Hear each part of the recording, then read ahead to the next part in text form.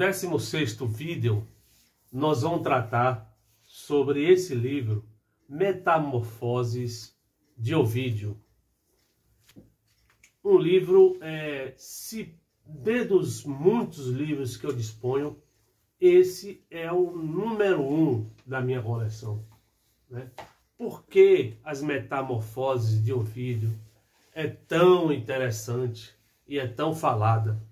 Bom, olhe a grossura desse livro, que não é nada para se desesperar. Por quê? Ele é feito pela editora 34 e numa apresentação de João Ângelo Oliveira Neto, que é um dos maiores intérpretes de latim, né? E o livro ele é feito nas páginas ímpar em latim, nas páginas pares traduzido em português. O livro ele conta metamorfose, ele conta a história de 250 mitos da humanidade. E o que é que isso significa? Primeiro, vamos lá. Ovídio, ele é um poeta latino, nasceu em Roma no ano de 43 a.C. E esse livro, Metamorfose, foi feito no século 8 depois de Cristo. Ele morreu em aproximadamente entre 17 e 18 depois de Cristo. Inclusive, morreu exilado de Roma. E aí a gente vai explicar por que isso, né? E o que é que trata esse livro de tão interessante, de tão fenomenal, que ele feito no século 8 depois de Cristo e continua sendo um livro de consulta, de pesquisa, de estudo, continua sendo uma Bíblia 2000 anos depois, mais de 2000 anos depois. Eu aconselho, inclusive, a muitas famílias, muitos pais, ao invés, como é natural, dizer para os filhos, numa idade tenra, numa idade já começa a ter esse mesmo, não pode roubar porque é imoral.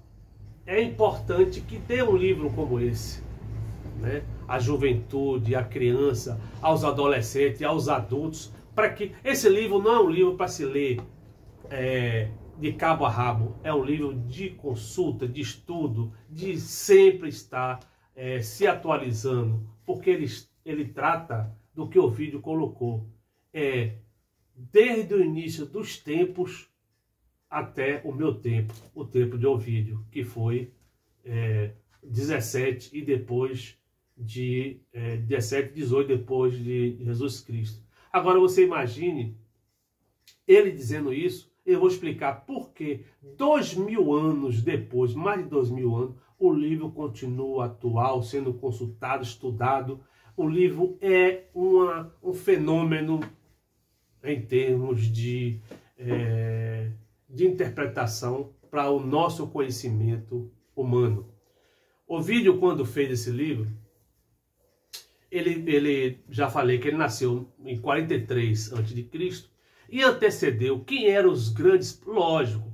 Aristóteles dizia isso, que foi Estagira, que viveu no século 4 a.C., já dizia que antes de Homero certamente existiu poesia, as formas orais, que não chegaram para a gente. E tudo começa em Homero. Homero, que ele nasce em 928 a.C. e morre em 893. Então você imagine, um tempo, parece até, se nós colocarmos depois de Cristo, 2022 e quase 1000 anos antes, mas foi o que chegou até a gente. Então tudo começa com Homero. Qual foi Homero? Eu já coloquei em vídeos passados. Foi um aedo, foi um poeta. O que era aedo? Aquele que os versos eram recitados e ele usava lira. Então não se tinha escrita. Quais são os dois poemas que ficaram para a história de Homero? A Ilíade e a Odisseia. Quem é a Ilíades? A Ilíades é sobre a guerra de Troia. Nós tratamos no vídeo anterior, no antepenúltimo vídeo, nós falamos do rapto de Helena, de Menelau, e Agamenon, seu irmão, juntou todas as tropas aqueus da Grécia para destruir Troia. Então o livro trata justamente, é uma história una. Por que una? Porque trata da ira de Aquiles. A Ilíades, foram 10 anos de guerra da Grécia contra a Troia, mas a Ilíades, ele narra a ira de Aquiles, que foi a briga de Aquiles com Agamenon. Então, é isso que trata a Ilíades. O que é que trata a Odisseia? É uma história una. Trata o retorno do Odisseu, que é Ulisses. Foram 20 anos para Ulisses retornar depois da guerra de Troia, e trata a Odisseia desse tema, o retorno do Odisseu, o retorno de Ulisses. Então, uma história una. Nós temos um outro autor que ele vem depois de Homero, que é Hesíodo, né? Hesíodo, um poeta da antiguidade. Ele nasceu por volta de 750 e morreu em 650 a.C. Quais são os dois poemas narrados por Hesíodo? A Teogonia, né? A formação dos deuses. E um outro livro, um outro poema importante narrado por Hesíodo é O Trabalho e o Tempo. Um outro poeta importante também dessa lista da antiguidade é Aquilo de Paros, que nasceu por volta de 680 e morre em 645. Narra uma epopeia chamada Iambos. Tem um outro poeta que vem depois, Simônides de Amargos, né? Amorgos. Ele é muito citado, Simônides de Amorgos, sobre a questão das misoginias na antiga Grécia, a Grécia arcaica, né? Depois tem Propécio, que já é contemporâneo de Ovídio. 43 nasce e morre em 17. É um poeta elegiático. O que é elegiático? É aquela poesia fúnebre, é aquela poesia melancólica, é aquela poesia, ela é rompida depois do cristianismo, mas era um exponencial na Grécia antiga, quando eu digo Grécia antiga, arcaica e clássica. Era a poesia elegiática, inclusive o próprio Ovídio também, ele começa com as poesias elegiáticas. São poesias eróticas que faziam parte desse círculo, desse período. Eram poesias fúnebres, eram poesias melancólicas, e se rompe depois do cristianismo, depois dos cânticos, né? Que se rompe um pouquinho com essa tradição elegiática. Então, depois de Propécio, você tem Vigílio, que é um poeta que antecede, famoso, que antecede Ovídio. Vigílio nasce em 70 e morre em 19 a.C., né? Qual é o principal poema de Vigílio? A Eneida. Que é a Eneida? Justamente depois da destruição de Troia,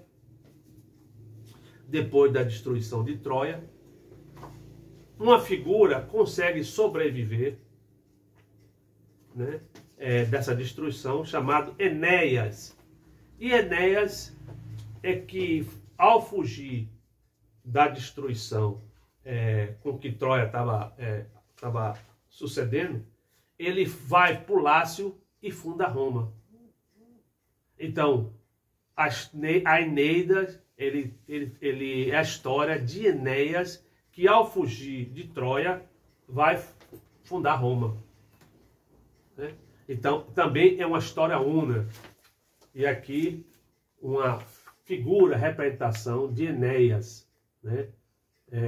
Ao sair da destruição, do morticínio que foi a destruição de Troia. Ele consegue escapar, levar uma tropa com ele e durante essa perambulância de buscar, ele vai parar no Lácio, que é quem funda Roma, é Enéas.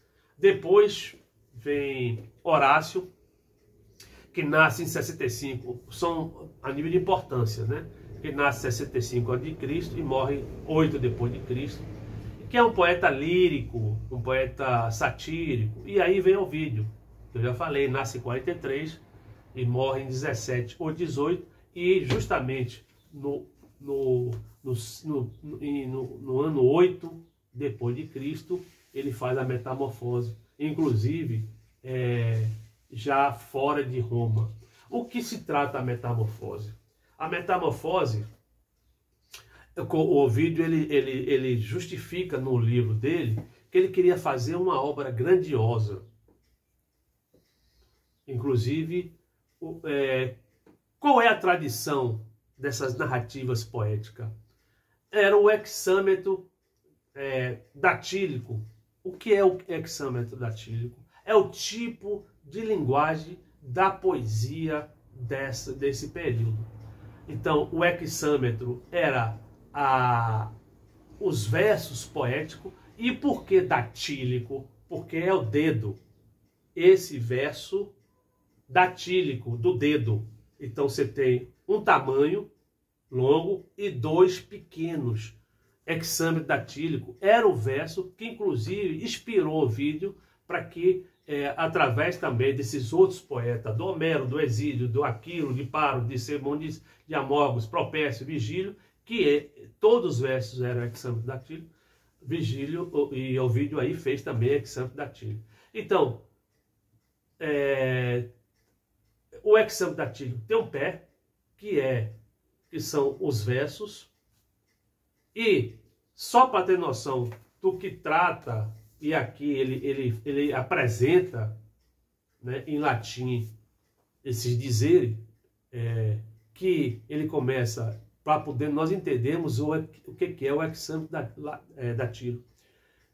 E Noa você vê como é cantado, não se tinha rima, a rima vem depois com o cristianismo. Nesse período, os versos eram cantados. E Noa, e olha o tamanho da sílaba, e longo, Noa, dois curto. Então isso é o que é hexâmetro datílico. E Noa, feret, duas sílabas fortes, animus mutatas dissere formas. Então ele começa a metamorfose dizendo: é meu propósito, a tradução desse Noa fértil, animus mutatis dissere formas, é meu propósito falar das metamorfoses dos seres em novos corpos. Por que esse vídeo está sendo feito antes de nós continuarmos os vídeos das tragédias gregas? Para saber como por que se acreditar em mito, essas transformações, é verdade. Por quê? Depois do cristianismo, nós começamos a entender que um ser humano é feito à imagem e semelhança de Deus. Nesse período da Grécia, chamada clássica e arcaica, os deuses eram a semelhança dos homens, era o contrário. Então os deuses erravam, tinham sentimentos igual aos seres humanos, então essa era a tradição mitológica. Uma das coisas que eu comecei aqui o vídeo falando foi que é melhor você dar um livro como esse a uma criança, a um adolescente, a um jovem, a um adulto, para que ele leia. Esse livro não é para ler corrido de uma ponta para outra, é um livro de estudo, é um livro de consulta, é um livro para se ter na sua biblioteca, porque ele trata da vida da humanidade. Então, quando Ovídio diz e Noa feret animus mutatis dissere formas, é meu propósito falar das metamorfoses dos seres em novos corpos, é para dizer como ele começa aqui. No livro, esse livro, Metamorfose, são 15 livros. em um. O que é 15 livros? Porque naquele tempo era papiro escrevendo, então cada papiro que se esgotava era um livro. São 15 livros e mais de 12 mil versos. Então isso é que é o conteúdo das Metamorfoses. 15 livros e mais de 12 mil versos. Então o que é que trata esses versos? Das formas mitológicas desde o início dos tempos. Então ele não procura, ele procura imitar, ele procura transmutar todos esses poetas que eu acabei de falar, Homero, Hesíodo, Aquilo de Paro, Semônides de Amorgos, Propécio, Vigílio, Horácio. Ele procura imitar, copiar, porque todos eles trataram de fazer obras narrativas una. Então eu disse, a Ilíade é uma obra una do último ano da Guerra de Troia, a ira de Aquiles. Não se tratou, a Ilíade, de todas as condições do que foi, né, a Guerra de Troia. Tratou da ira de Aquiles, a ira de Aquiles com Agamenon. O que foi essa ira? Aquiles tinha direito a uma escrava, que era a concubina dele, e o Agamenon como rei tirou. Isso gerou a ira de Aquiles. O que foi a Odisseia de Homero?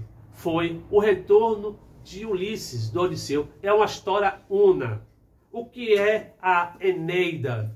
É uma história una. A história de Enéas fugindo da destruição de Troia e vai parar no Laço, na Itália, e vai fundar a Itália. Então, Ovídio, não, através da Metamorfose, ele não quer uma história una. Ele quer uma história do começo dos tempos, e ela encadeado como se fosse uma tessitura de fazer uma coxa, onde todas essas relações existem metamorfoseado. Então ele iguala, ele copia, ele emula, ele transcende todos esses outros poetas anteriores a ele, porque ele conseguiu na Metamorfose esse feito. Inovar. Você vê como a palavra em latim, o hexame datílico, ele funciona como se fosse uma música. Por isso que Homero, na Ilíada e na Odisseia, ele narra e se diz assim, como é que uma pessoa cego narra tantos episódios, né, só cantando? Porque o hexame datílico, que é a narrativa, a forma verbal da poesia épica, ela funciona, os pés, que é o metro silábico do verso, ele funciona como uma música. E noa, e longo, noa, duas sílabas. E noa, ferete.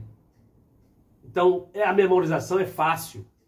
Animus, mutatas, de série, formas. É meu propósito falar das metamorfoses de seres de novos corpos. E começa toda a história da mitologia, toda a história da Grécia clássica, Apolo e Dionísio. No vídeo que vai ser feito no próximo vídeo, 17, a gente vai falar justamente de Dionísio. E aqui ele começa o livro 1 falando de Apolo, o deus da música, o deus da poesia. Ora, Ovídio, ele começa a vida dele, ele é um filho de um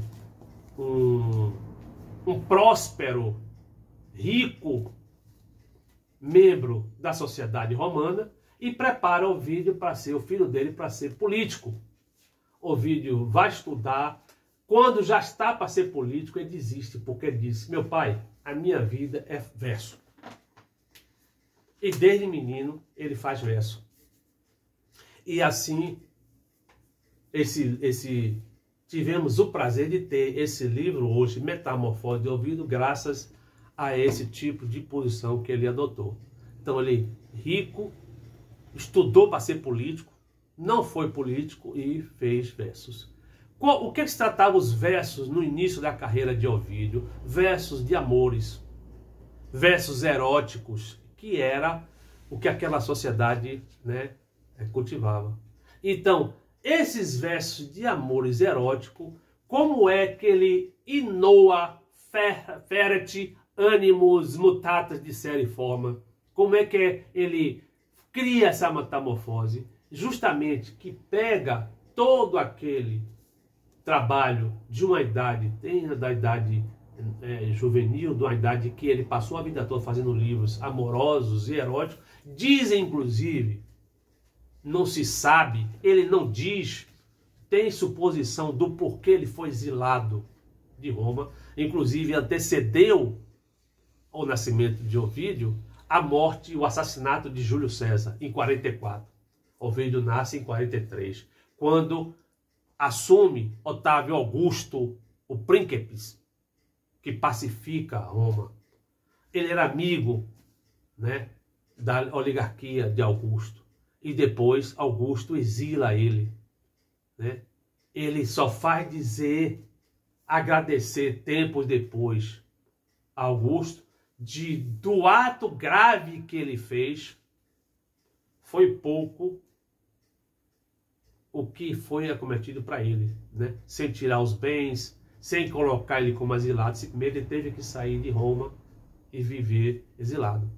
Supõe-se que pela tradição, né, dos poemas de amores eróticos que atingiu a filha ou a neta de Augusto, e aí supõe-se, mas ele mesmo não diz, o próprio Ovídio morreu sem dizer por que, né, essa situação. Então, como é que essa fase desses versos, dessas narrativas, dos livros que antecedeu a metamorfose, transformou-se?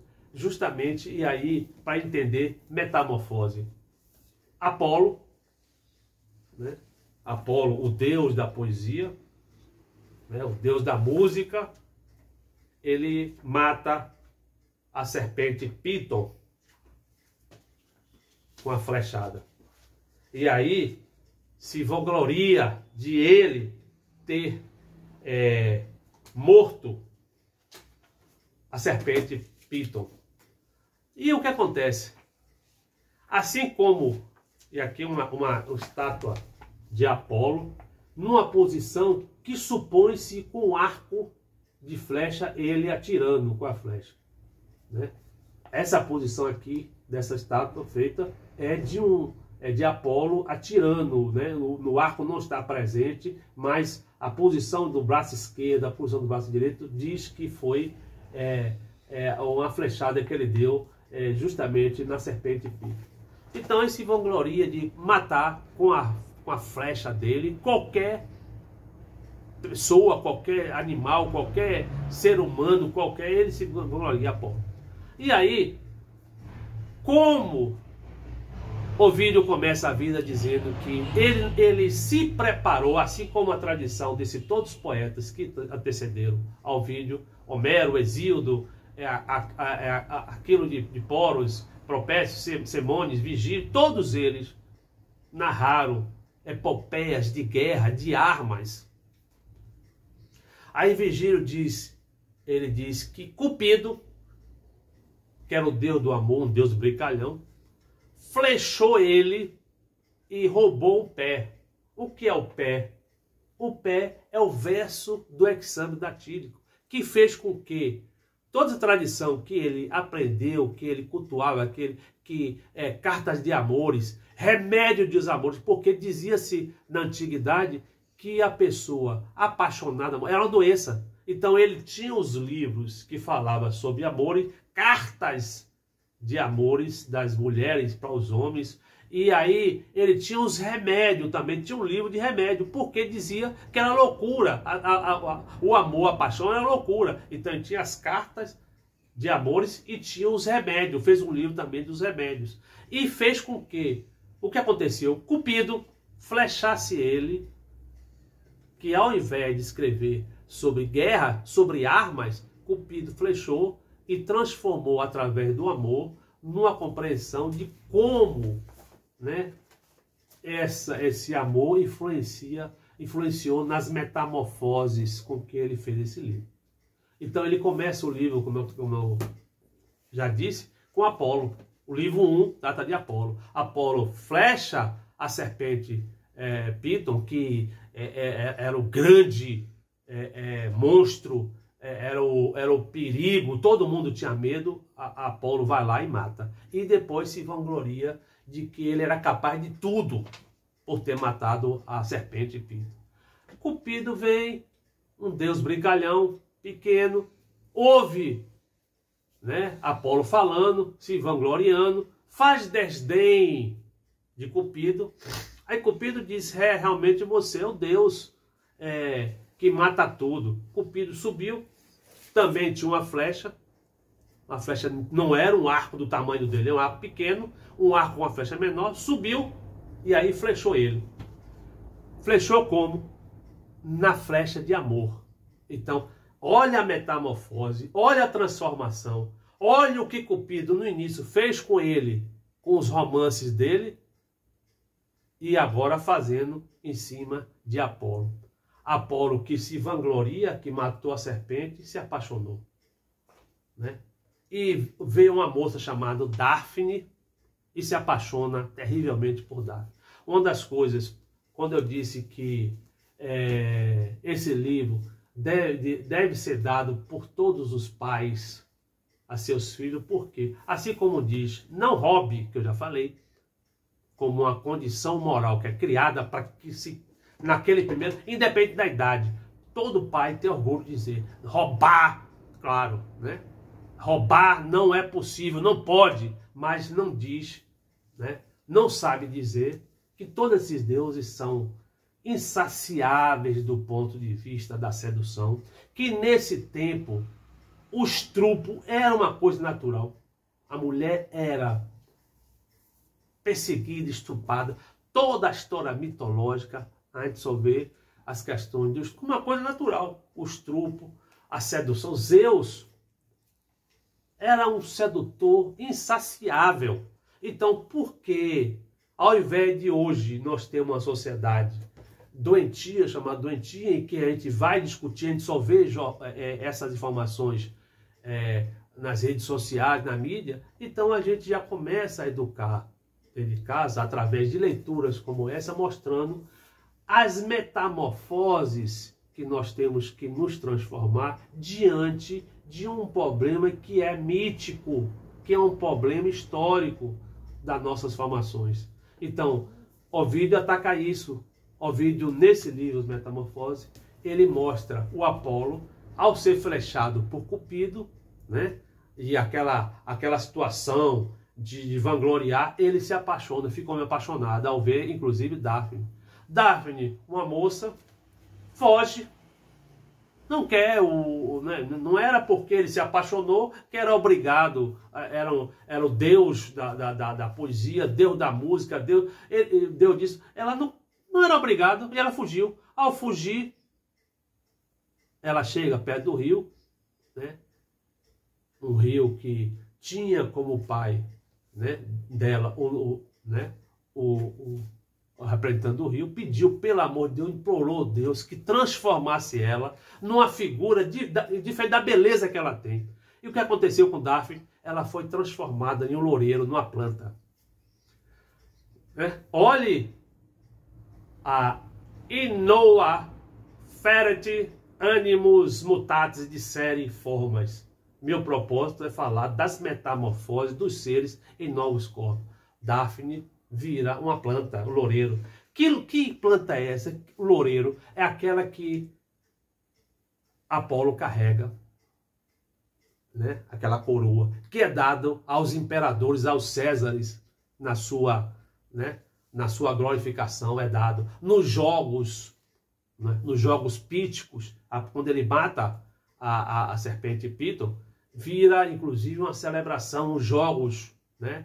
Os Jogos Olímpicos, então você tem que aquela coroa de louro, então é Dáfne transformada, metamorfoseada para fugir de Apolo. Então começa no livro 1, né? Essas metamorfoses, que esse livro ele tem 250 mitos que é contado por esses outros grandes poetas, história única, em histórias, versões, e ele amplia, Ovídio simplesmente amplia. Ele amplia várias interpretações, ele coloca, você tem um livro com 250 mitos, não é brincadeira. Olhe a fundamentação para você estudar, né? Livro de ouro da mitologia, para você entender. Aí vai, né? Sobre a mitologia, né? Sobre a mitologia, Zeus, né? Aí você tem mitologias e revistas mais variadas, para você entender que o assunto, como o assunto é complexo, né? Aqui você tem, ó, 3 revistas, né? Só sobre mitologias, né?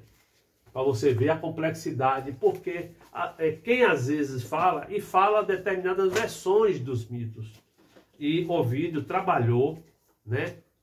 Inoa ferret animus mutatis de série, forma as várias formas dos mitos para nós entendermos essas transformações, né?